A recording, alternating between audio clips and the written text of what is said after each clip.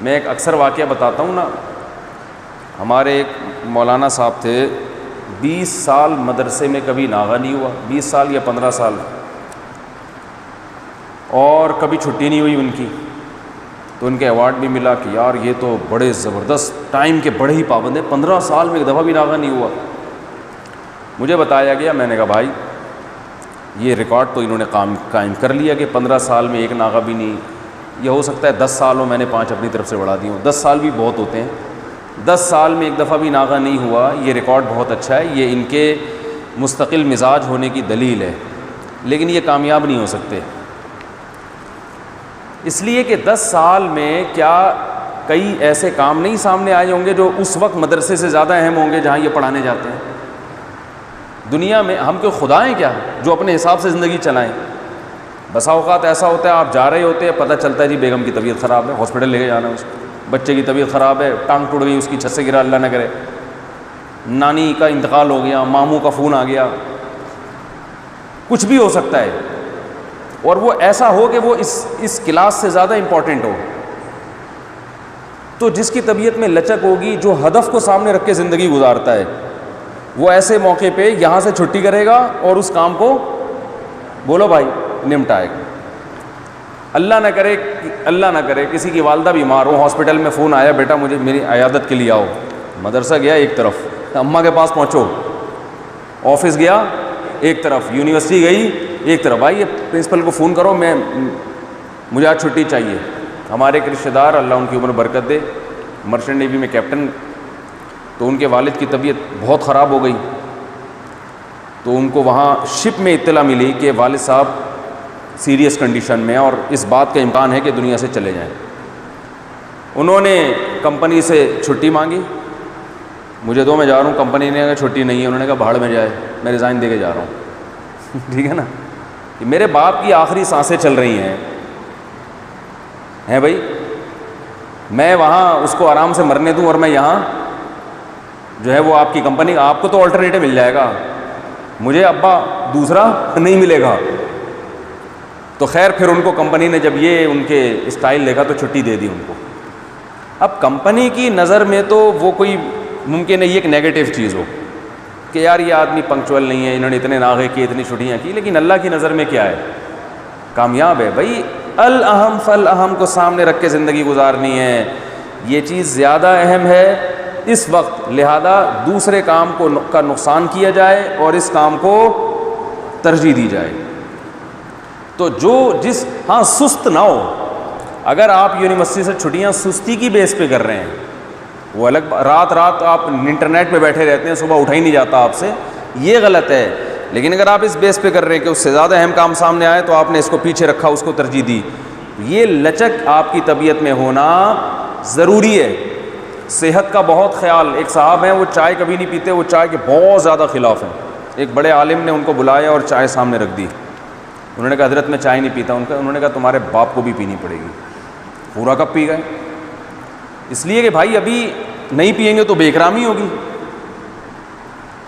بھائی بے اکرامی ہوگی نا, کہ سامنے ایک بزرگ ہے وہ کہہ رہا ہے پیو, آپ کہہ رہے ہو نہیں میں نہیں, تو کہہ گے یار ایک طرف رکھ اپنی صحت کو, ابھی تیرے لیے ہم نے چائے بنائی ہے. تو انہوں نے پی لی. ان کو پتا تھا چائے پینے سے جو نقصان ہوگا وہ تھوڑا سا ہوگا, تلافی ہو سکتی ہے, لیکن جو بدتمیزی سے جو دل خراب ہوگا اس کی تلافی بولو بھائی نہیں ہو سکتی. تو اسی طرح ابا اماں کے لیے اصول نہ بنایا کرو. ابا اماں کے لیے اصول, ابا اماں کے پاس بیٹھے ٹائم دیکھ رہے ہیں کہ ابا کے لیے ٹائم تو نہیں ویسٹ ہو رہا, تو ابا کے پاس بیٹھے, اماں کے پاس بیٹھے. اب سب سے بڑا کام یہی ہے کہ ان کے پاس بیٹھے, فضول گپ شپ بھی لگاؤ, صحیح ہے نا, فضول باتیں بھی کرو. فضول کا مطلب یہ ہے کہ آپ کو لگ رہا ہے کہ یہ اہم نہیں ہے, لیکن یہاں بات کرنا ہی ایک اہم کام ہے, چاہے وہ فضول ہی ہوں. میں لوگوں سے کہتا ہوں بھائی میرڈ ہو تو بیوی بچوں کے ساتھ بھی گپ شپ لگاؤ. اب جو بہت ٹائم کے پابند ہوتے ہیں, فضول بات کو بالکل ایک دن بھی فضول بات نہیں کرتے, وہ بیگم کے پاس بیٹھ کے بھی کوئی بیگم فضول بات نہیں کرنا ہے. بچے کو فضول بات کرنے کی ضرورت نہیں ہے, ٹھیک ہے. تو یہ ناکام لوگ ہوتے ہیں, ان کے گھروں میں محبتیں قائم نہیں ہوتی, بچے باغی ہو جاتے ہیں, عورت باغی ہو جاتی ہے اپنے میاں سے. تو بھائی وہاں جب بیٹھے ہو تو گھر اور آفس میں فرق ہے. آفس میں اگر کوئی آگے فضول باتیں شروع کر دے, آپ کام ہے, آ کے بھائی اور بھائی کیا کر رہا ہے وقار بھائی, کیا ہو رہا ہے, تو آپ بولو یار یہاں میں آفس میں بیٹھا ہوں, مجھے کام کرنے دو, مجھے کچھ بھی تیار کرنا ہے, رپورٹ بنا کے پیش کرنی ہے باس کے سامنے. وہ پھر آگے بات کر, بھائی جان ادھر چپ کر کے بیٹھو, یہ آفس کا ہے, بلا وجہ کوئی فون کر رہا ہے کاٹ دو, گلا گھونٹ دو اس کا.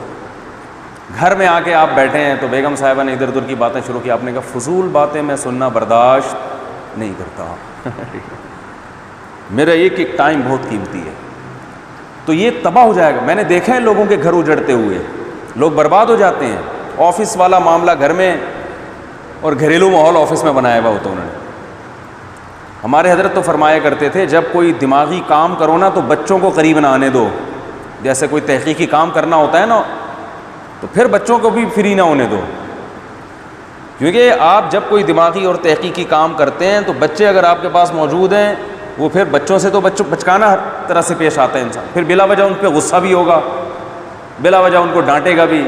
تو آپ کے گھر میں جو تحقیقی کام یا اسٹڈی روم ہے وہ سب سے الگ ہونا چاہیے, اس میں بچوں کو گھسنے کی اجازت نہیں ہونی چاہیے. اس آفس سے باہر آئے, آپ کمرے سے باہر آئے تو فوراً چینج ہو جانا چاہیے آپ کا ایٹیٹیوڈ. صحیح ہے نا بھائی, یہ آفس نہیں ہے, یہ کیا ہے, گھر ہے. ادھر الٹی الٹی بھی سننے کو ملیں گی, آپ اپنی اماں سے اپنی بیگم کی برائیاں سننے کو ملیں گی جو بالکل غلط ہوں گی, لیکن برداشت کرنا پڑے گا آپ کو. ٹائم بھی ویسٹ ہوگا اس میں, تو یہ ٹائم ویسٹ کرنا پڑے گا. تو یہ ویسٹ ہوتا ہوا نظر آ رہا ہے مگر یہ ویسٹ ہے نہیں, سمجھ رہے ہیں, یہ ویسٹ ہے نہیں, یہ تو صحیح ہے, یہ ایسا ہی ہوتا ہے, اسی طرح ہوتا ہے. تو اسی وجہ سے نبی صلی اللہ علیہ وسلم نے فرمایا نا, ہر ایک کو اس کا حق دو. کل ذی حق اعطی کل ذی حق حقہ او کما قال صلی اللہ علیہ وسلم. آپ نے فرمایا کہ انصاف کیا ہے, ہر ایک کو اس کا حق دو. تو باڈی کا بھی حق ہے, دماغ کا بھی حق ہے کہ اپنے دماغ کو بھی سکون پہنچانے, دفتر کا الگ حق ہے, باس کے الگ حقوق ہیں, آپ کے جو ماتحت ملازمین ہیں ان کے الگ حقوق ہیں, ماں باپ کے الگ حقوق ہیں. تو سب کو جو لے کے چلے گا نا تو وہ لچک والی زندگی ہوگی, فلیکسیبلٹی ہوگی اس کے اندر. اور جو بالکل ایک ہی ڈگر پہ چل رہے ہوتے ہیں, دائیں بائیں ہونے کا نام نہیں لیتے, تو وہ دنیا میں ایک ریکارڈ تو بنا کے چلے جاتے ہیں کہ جی ماشاء اللہ 25 سال میں کبھی ناغا نہیں ہوا, record gains book of world میں. لیکن اس کے بیوی بچوں سے پوچھو تو سارے برا بھلا کہہ رہے ہوں گے, کہیں گے مدرسہ ہی تھا, یونیورسٹی ہی تھی, باقی کسی کام کا نہیں تھا. ٹھیک ہے نا, تو یہ ہوتا ہے. نہیں آئی سمجھ میں تو ٹھیک ہے, جیسے چل رہے ہیں ویسے چلے بھائی. تو منافقین نے ایک مسجد بنائی تھی